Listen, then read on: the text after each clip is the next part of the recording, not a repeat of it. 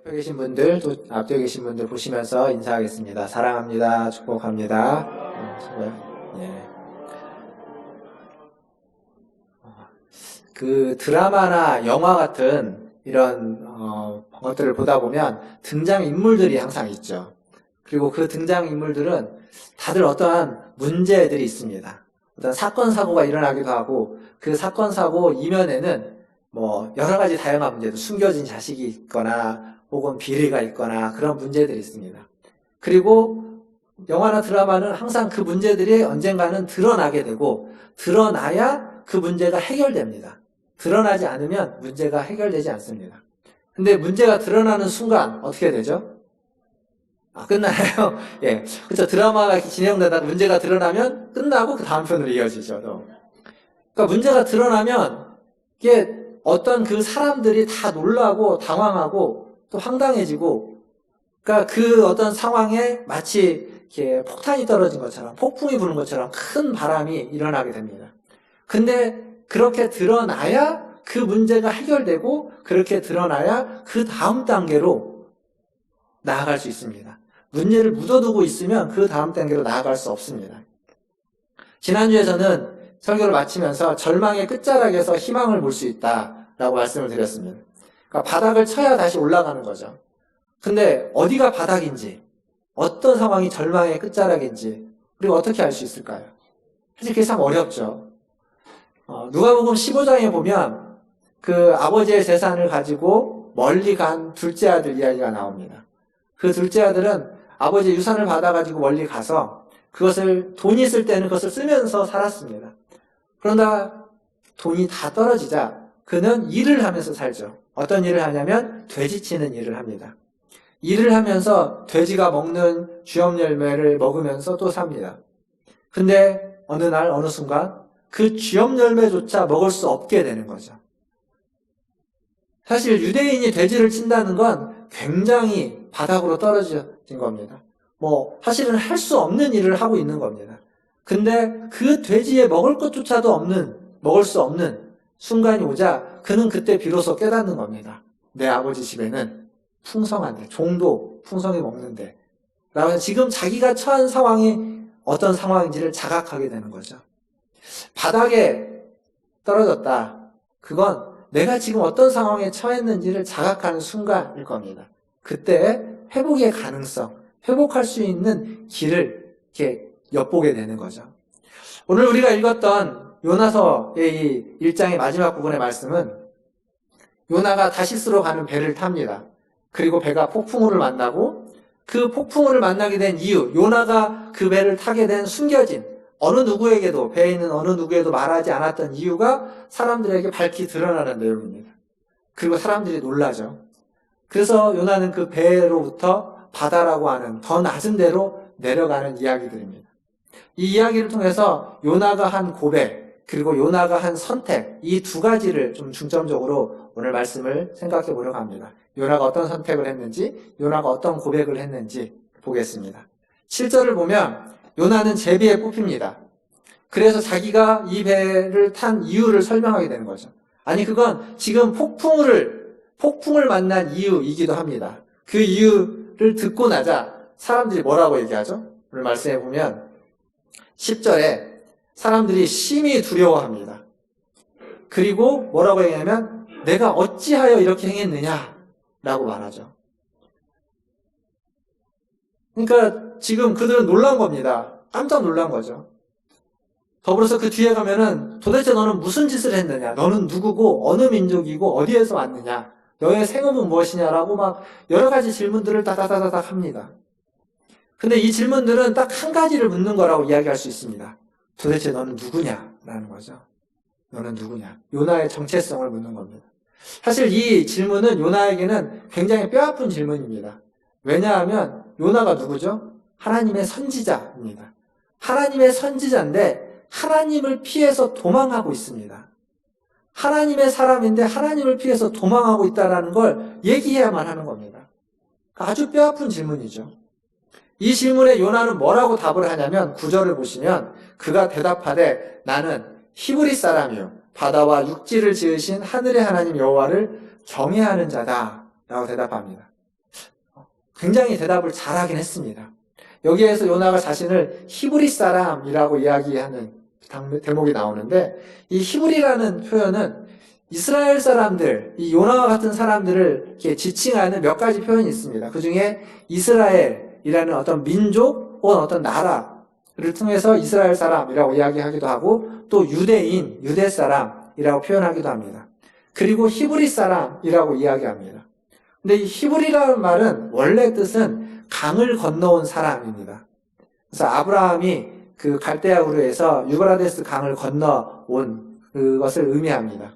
그런데 이것보다 더 통용되는 표현은 히브리라는 말은 그 사회에, 그들이 몸담고 있는 사회의 계층 중에 가장 밑바닥에 있는 사람, 가장 밑바닥을 형성하고 있는 사람들을 지칭할 때 히브리인이라고 이야기합니다. 그래서 히브리라는 말은 그 이방인들이 이스라엘 사람을 보고 히브리 사람이라고 이야기할 때는 너희들은 사회의 밑바닥 계층이다 라고 하면서 좀 경멸하고 무시할 때 히브리 사람이라고 이야기합니다. 창세기에 보면 보디발의 아내가 요셉을 이야기할 때 저 히브리 사람이 나를 능욕했다라고 하면서 할 때 무시하고 이렇게 천대하는 표현입니다. 히브리 사람. 그런데 오늘 요나는 자기가 자기 입으로 히브리 사람이라고 이야기합니다. 스스로 자기를 천대하는 걸까요? 그렇지 않습니다. 요나가 유대인들이 자기 자신을 히브리 사람이라고 이야기할 때는 좀 다른 의미가 있습니다. 그건 뭐냐면, 제가 이제 설교를 하면서 여러분들에게 많이 이야기했던 것들이 있습니다. 하나님이 사람을 사랑하고 사람들을 이렇게 위할 때 빠지지 않는 사람이라고 하면서 고아와 과부와 나그네와 객, 이런 사람들 이야기했죠. 그들은 그 사회의 가장 밑바닥에 있는 사람들입니다. 즉 성경은 끊임없이 하나님은 사회의 가장 밑바닥에 있는, 가장 어렵고 힘들고 소외된 사람들에게 관심을 갖고 있고 그들에게 은혜 베풀기를 원한다 라고 제가 많이 말씀드렸습니다. 그 말은 하나님, 히브리 사람이라는 말은 가장 사회 밑바닥에 있는 소외된 사람이라는 의미인데, 그건 하나님의 관심과 은혜를 받는 사람이라는 뜻이기도 합니다. 그러니까 똑같은 말입니다. 똑같은 히브리 사람이라는 표현이지만 이방인이 유대인을 향해서 히브리 사람이라고 이야기할 때는 무시와 경멸의 언어지만 지칭이지만, 유대인들이 자기 자신을 히브리 사람이라고 이야기할 때는 그것은 나는 하나님의 관심과 하나님의 은총을 받는 사람입니다 라는 고백입니다. 그래서 요나의 이 고백은 굉장히 은혜로운 고백이고 우리가 하나님의 백성입니다 라고 하는 고백과 같은 고백입니다. 더불어서 이어서 요나는 자기 자신을 바다와 육지를 지으신 하늘의 하나님을 경외하는 사람이다 라고 이야기하고 있습니다. 즉 히브리 사람, 하나님의 은혜를 받는 사람이면서 동시에 하나님을 경외하고 있는 사람, 하나님을 두려워할 줄 아는 사람이라고 요나가 자기 자신의 정체성을 이야기하고 있습니다. 아주 멋진 정체성의 표현입니다. 지금 우리가 해도 손색이 없고 온전한 신앙 고백이라고 말할 수 있습니다. 그런데 말은 정확하게 맞는 얘기고 어느 한 구절 하나 틀린 데가 없는데, 지금 요나는 어디서 뭐 하고 있을까요? 지금 배에서, 폭풍 치는 배에 있는 요나는 지금 뭐 하고 있는 상황입니까? 하나님을 피해서 도망가고 있습니다. 하나님을 경외한다고 말은 했는데 실제로는 지금 하나님을 등지고 하나님께 도망쳐 나가고 있는 사람, 하나님을 두려워하고 있다고, 두려워하는 사람이라고 말은 했는데 실제로는 하나님을 두려워하지 않는 모습으로 살아가고 있는 사람, 그게 지금 요나의 모습입니다. 이게 요나의 신앙 고백이라고 말할 수 있을까요? 말로는 하나님을 경외하고 있는데 행동으로는 하나님을 경시하고 있는 사람, 그게 요나입니다. 말로는 하나님을 두려워하고 있는데 행동으로는 전혀 하나님을 두려워하는 것처럼 살아가고 있지 않는 사람, 그게 지금 요나입니다. 요나가 하나님을 모르나요? 아닙니다. 그는 하나님을 아주 잘 압니다. 요나의 말에는 틀린 게 하나도 없습니다. 그는 하나님을 잘 알고 하나님을 몰랐기 때문에, 하나님의 뜻도 모르고 하나님이 어떠한 분인지 모르기 때문에 하나님으로부터 도망가고 있는 것이 아니라 하나님을 너무도 잘 아는데 자기의 뜻과 하나님의 뜻이 다르기 때문에 하나님을 버리고 자기의 뜻을 따라가고 있는 겁니다. 하나님의 뜻대로 살지 않는 겁니다. 니느웨를 구원하고자 하는, 회복시키고자 하는 하나님의 뜻과 니느웨가 그냥 멸망했으면 좋겠다라고 하는 자기의 뜻, 자기의 생각, 이 둘이 상충하고 있을 때 그는 하나님의 뜻을 선택하지 않고 자기의 생각과 자기의 판단과 자기의 감정을 선택해서 가고 있는 겁니다. 우리는 하나님의 뜻과 내 뜻이 상충될 때 하나님의 뜻을 선택해야 된다고 배웠습니다. 요나가 선지자라면 요나도 그렇게 배웠을 것이고 아마 요나도 그렇게 가르쳤을 겁니다. 사람들은 그렇게 얘기했을 겁니다. 그런데 현실에서 실제로 그 두 문제가 부딪혔을 때 하나님의 뜻, 내 뜻을 굽히고 하나님의 뜻을 선택한다는 건 그건 그렇게 쉬운 일이 아닙니다. 사람은 나의 뜻, 나의 감정에 더 충실할 수밖에 없습니다. 내 감정, 내 생각을 다 버리고 하나님의 마음, 하나님의 뜻을 따라간다는 건 그건 굉장히 어려운 일입니다. 사실 이 시대에 기독교가, 교회가, 성도들이 사회로부터 지탄을 받는 이유도 여기에 있습니다. 우리가 배운 것이 틀렸거나 우리가 하는 말이 틀렸기 때문이 아닙니다. 우리가 배운 것은 맞고 우리가 하는 말도 다 맞습니다. 그런데 문제는 그 말대로 살지 않기 때문입니다. 세상에 어떤 모임이, 어떤 공동체가, 어떤 조직이 교회만큼 사랑과 자비와 긍휼과 은혜를 많이 이야기할까요? 그렇지 않습니다. 교회만큼 사랑을, 은혜를, 자비와 긍휼을, 공동체를 많이 이야기하는 데는 어디도 없습니다. 그런데 교회가 과연 사랑의 화신일까요? 자비와 긍휼을 모든 사람들에게 베풀기를 원하고 있을까요? 성도들이 그렇게 살아가고 있습니까? 그렇게 못 살아가고 있으니까 말은 맞는데 행동은 그러지 못하니까 지탄을 받는 겁니다. 말이 아닌 삶으로 이야기해야만 하는 겁니다. 요나의 고백은 우리에게 이것을 가르칩니다. 우리가 아직 잘 모르기 때문에 더 배워야 하고 우리의 고백이 온전하지 못하기 때문에 온전한 신앙 고백을 해야만 한다라는 것을 가르치는 것이 아니라 온전한 고백을 해도, 온전한 예배를 드려도, 온전한 말을 해도, 바른 지식을 가지고 있어도 여전히 내 자아가 살아있으면 내 마음과 내 뜻과 내 감정을 굽히지 않으면 아무것도 아니라는 겁니다. 다 헛것이라는 것을 이야기해 주는 겁니다. 그가 비록 선지자여도, 그가 선지자이고 그가 하나님의 사람이고 하나님께 쓰임받는 사람이어도 여전히 자기의 자아가 살아있는 한 그가 어떤 지식을 가졌고 어떤 능력을 가졌고 어떤 삶을 살았든지 다 헛것이 될 수 있다는 것을 지금 요나는 우리에게 도전하고 있습니다. 사랑하는 성도 여러분, 우리의 자아를 십자가에 다 못 박아야만 합니다. 십자가 앞에서 다 내려놓을 수 있어야만 합니다.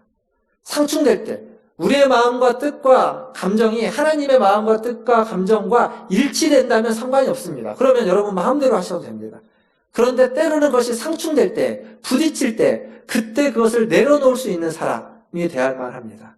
오늘 이 예배 가운데 나오신 저와 여러분 모두가 그것을 내려놓을 수 있는 그러한 하나님의 자녀들 다 되시기를 주님의 이름으로 축원합니다.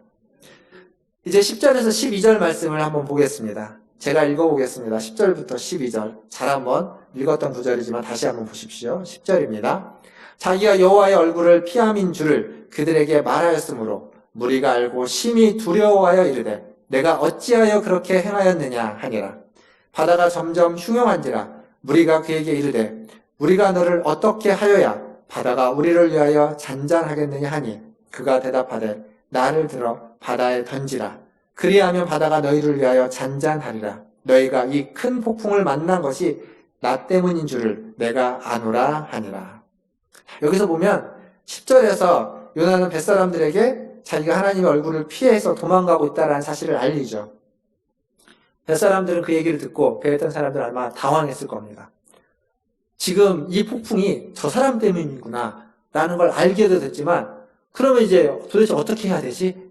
그 순간 도대체 왜 저 사람은 하필 이 배를 타가지고 나는 왜 하필 저 사람과 이 배를 같이 탔을까? 라고 하는 생각들. 저 사람 때문이라면 저 사람이 여기 있는 한 이 폭풍은 잔잔해지지 않지는 않을까? 라고 하는 걱정과 두려움. 수많은 생각들이 그들의 머릿속에 순간 스치고 갔을 겁니다.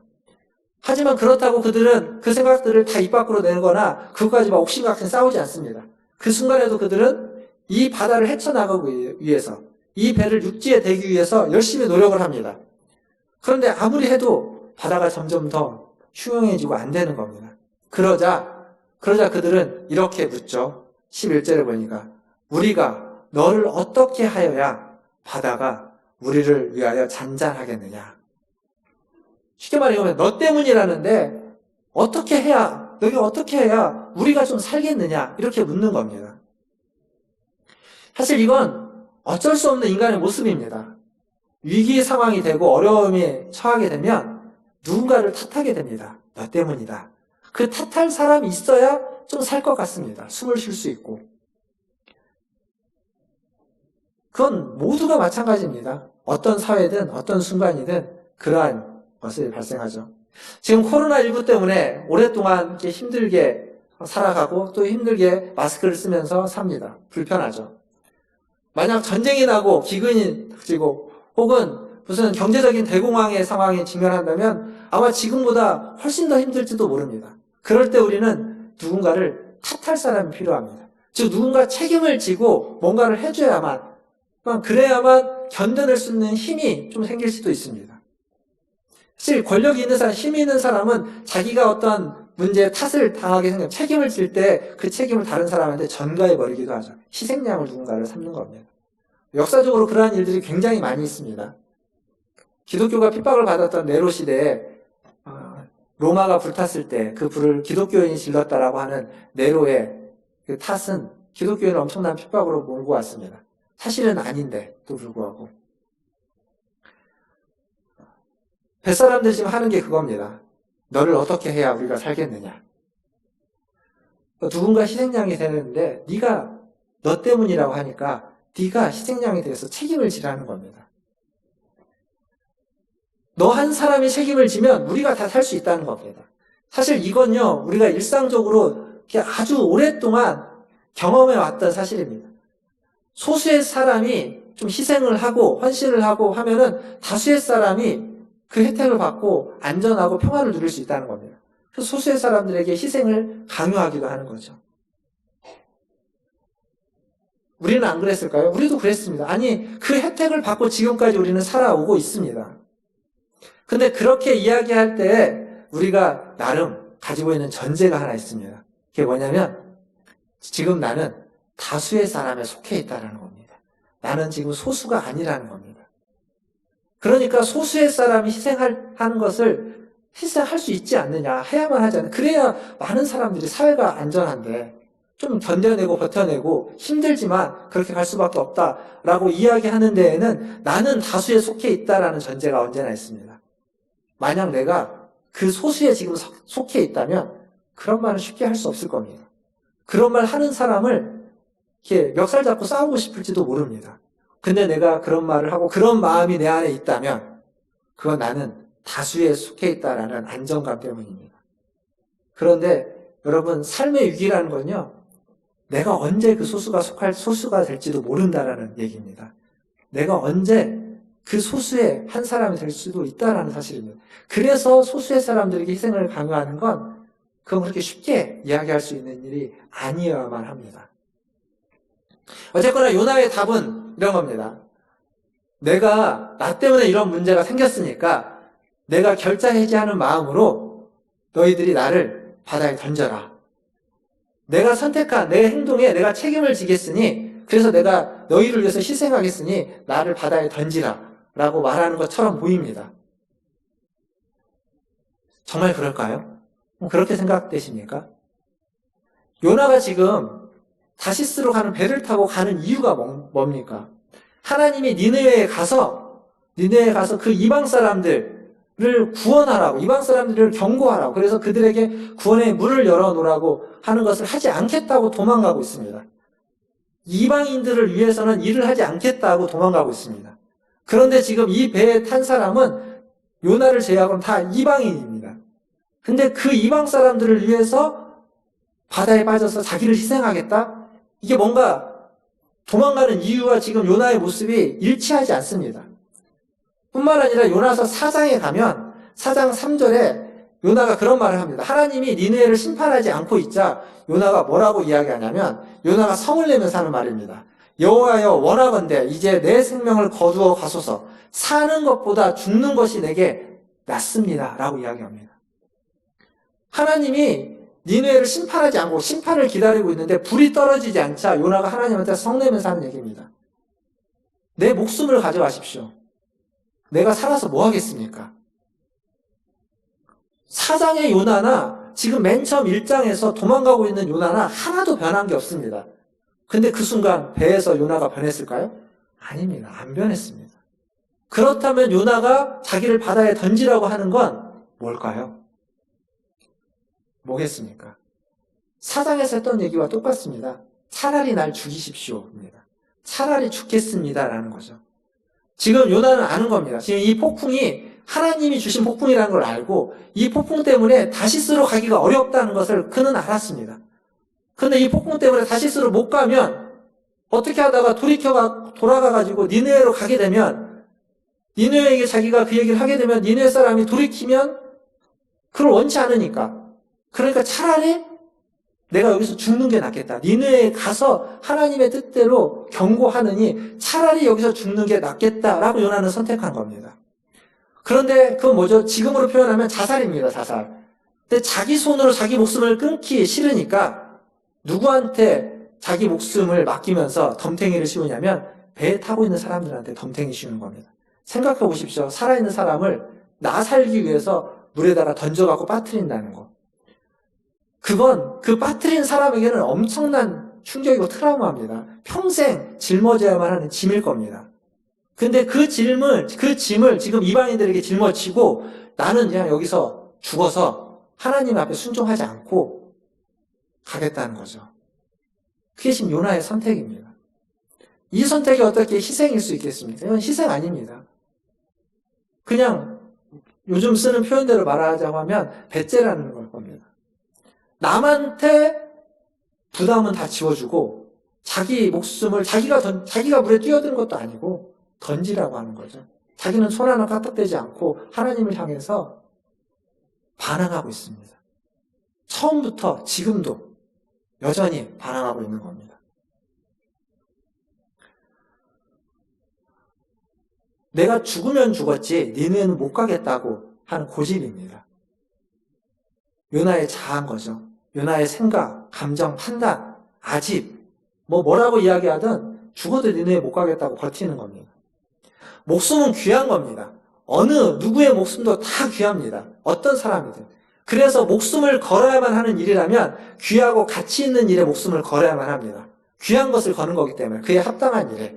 근데 지금 요나는 어디에 목숨을 걸고 있습니까? 만약에 요나가 목숨을 건다면 니느웨와 같은 그 악한 성에 가서 하나님을 믿지 않으면 회개하지 않으면 망할 것이라고 이야기하면서 그 사람들에게 돌에 맞아 죽을 각오를 하면서 하나님을 믿지 않으니까 믿지 않는 사람들에게 돌 맞아 죽을 각오를 하면서 목숨 걸고 가서 전해야만 합니다. 그런데 목숨을 걸어야만 하는데 지금 요나는 하나님의 말대로 하지 않는데 순종하지 않는데 목숨을 걸고 있습니다. 죽음을 각오하고 가지 않겠다고 버티고 있는 겁니다. 왜 이런 데 굳이 목숨을 거는 걸까요? 어찌 보면 정말 그냥 가면 되는데 간다고 해서 니네가 회개하라는 약속이 있는 것도 아닌데 요나가 하나님을 몰라서일까요? 아닙니다. 너무 잘 알기 때문입니다. 가면 니네가 돌이킬 가능성이 많다는 걸 그는 너무 잘 알기 때문에 그는 오랫동안 선지자였고 오랫동안 하나님을 섬겨왔던 사람입니다. 우리처럼 10년, 30년, 50년 이렇게 하나님의 사람으로 살아왔습니다. 하나님을 잘 알고 신앙 고백도 완전했지만 결국 자기의 생각, 자기의 감정, 자기의 자아가 내려놓아지지 않으니까 이렇게 고집을 피우고 있는 겁니다. 아주 지독하게 버티고 있는 겁니다. 처음에 하나님은 요나가 반항해서 도망갈 때 하나님의 얼굴을 피해서 다시스로 도망갈 때 하나님은 요나가 가는 길을 폭풍으로 막았습니다. 그게 처음 1장에서 처음 앞에 있는 모습입니다. 그 폭풍으로 맞자 요나가 지금 어떻게 반응하고 있냐면 날 죽여라. 차라리 죽겠습니다라고 반응하고 있는 겁니다. 하나님이 왜 폭풍을 그 앞에 두시고 막았을까요? 요나를 죽이고 싶어서였을까요? 요나를 죽이고 싶어서였다면 요나가 배 밑에 있을 때 그냥 그 배를 뒤집어 버리면 됩니다. 배를 깨트려 버리면 됩니다. 그런데 성경은 배가 거의 깨지게 되긴 했지만 아직 안 깨져 있습니다. 계속 폭풍이 더 흉흉하고 아무리 해도 육지로는 못 가는데 여전히 배는 깨지지 않는 상태에 있습니다. 왜 그렇게 놔둘까요? 하나님이 도대체 뭘 기대하고 있는 걸까요? 요나가 어떤 반응을 보이기를 원하고 있을까요? 돌이키는 거죠. 회개하고 돌이키는 겁니다. 도망자의 자리에서 사명자의 자리로 다시 돌이키는 겁니다. 도망치고 있는 그 길을 돌이켜서 다시 니네를 가는 사명자의 그 길로 바꾸기를 원하는 겁니다. 이방의 그 뱃사람들은 생명이 얼마나 소중한지 알았습니다. 그래서 요나가 그랬다는 걸 알고도 요나가 자기를 배에 던지라고 했을 때에도, 물에 던지라고 했을 때에도 그들은 바로 요나를 물에 던지지 않습니다. 그 말을 듣고도 그들은 자기네가 할 수만 있으면 어떻게든 이 상황을 모면하고 요나의 생명까지 살려보고자 노력했습니다. 그런데 안 되는 겁니다. 해도 안 되자 오늘 우리가 읽었던 말씀 10절에 보면 그들이 이야기하는 거죠. 10절이 아니라 14절에 보면 무리가 여호와께 부르짖어 이르되 여호와여 구하고 구하오니 이 사람의 생명 때문에 우리를 멸망시키지 마옵소서. 무죄한 피를 우리에게 돌리지 마옵소서. 주 여호와께서는 주의 뜻대로 행하시니이다. 하나님의 뜻대로 행하시옵소서. 그러니까 지금 요나를 물에 던져야만 하는 일이 어떤 일인지 이들은 아는 겁니다. 그게 죄인 것을, 그것이 나쁜 것인 것이요, 그것이 잘못된 것임을 압니다. 그런데도 어쩔 수 없이 그렇게 해야만 하니까 하나님 앞에 기도하는 겁니다. 무죄한 피를 우리에게 돌리지 마옵소서. 제발 우리를 용서해 주십시오. 그 얘기입니다, 지금. 그들은 자기네들이 지금 무슨 짓을 하고 있는지 압니다. 생명이 얼마나 소중한지 아니까, 나 살자고 저 사람을 죽이는 것이 얼마나 나쁜 짓인지 아니까 하나님 앞에 이렇게 기도하면서 어쩔 수 없이 요나를 물에 던집니다. 요나는 자기 목숨을 끊어서라도 다른 사람을 살리지 않겠다는 겁니다. 죽어서라도.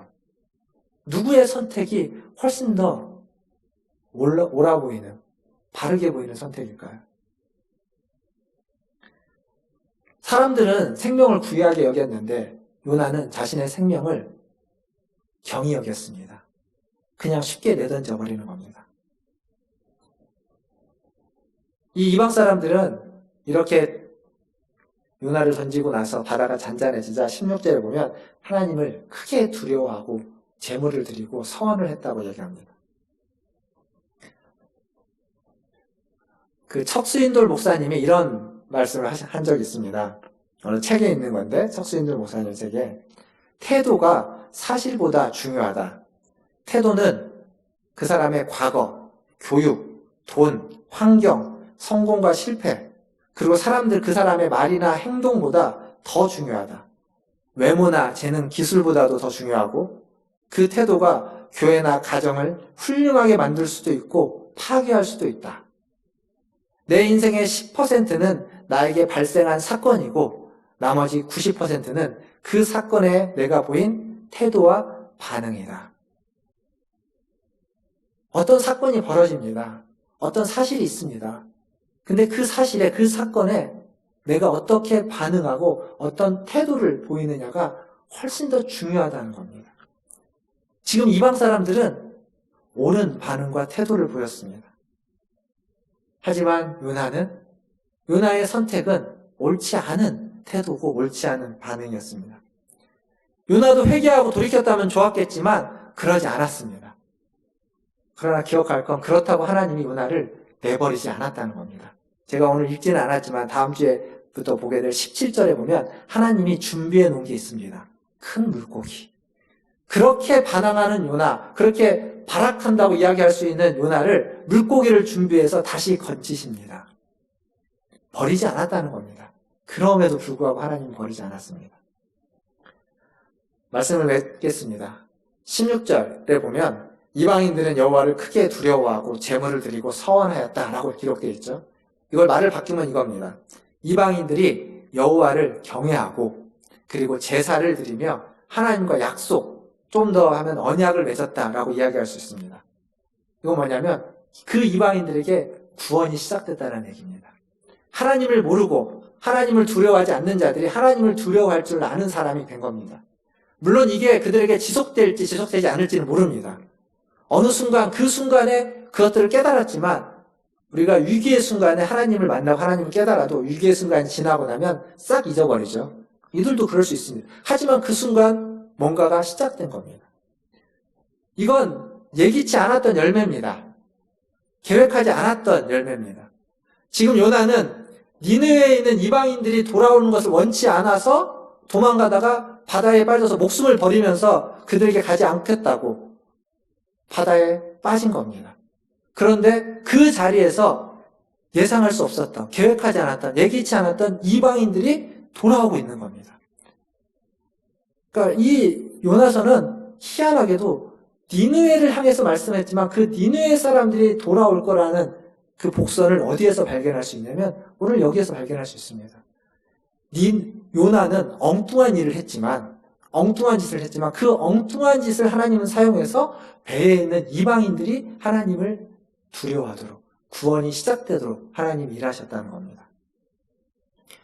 유대인의 전설 중에 노아 이야기가 있습니다. 노아에 대한 전설이 있습니다. 그 전설에 이런 얘기가 있죠. 노아, 거기 전설에는 할아버지라고 나오는데 노아 할아버지가 방주를 지어놓고 비가 오기를 기다리고 있습니다. 그런데 방주를 짓는 동안 노아 할아버지는 하나님으로부터 메시지를 하나 들은 게 있습니다. 비가 언제 올 거라는 메시지. 그거 뭐냐면 마을에 우물이 하나 있는데 그 우물이 붉은색으로 변하면 비가 올 것이다 라는 메시지를 들었습니다. 방주를 다 지어놓고 이제 기다리고 있는 거죠. 기다리면서 매일 아침에 일어나면 그 우물을 가서 보는 겁니다. 붉은색으로 변했나 안 변했나. 변하면 얼른 들어가서 문 닫고 이제 있어야 되니까. 근데 그거 얘기를 마을 사람들 다 알게 된 거죠. 붉은색으로 변하면 비가 온다고 하더라. 하늘은 이렇게 푸르고 청청한데. 이제 노아를 비웃기도 하고 조롱하기도 하는 겁니다.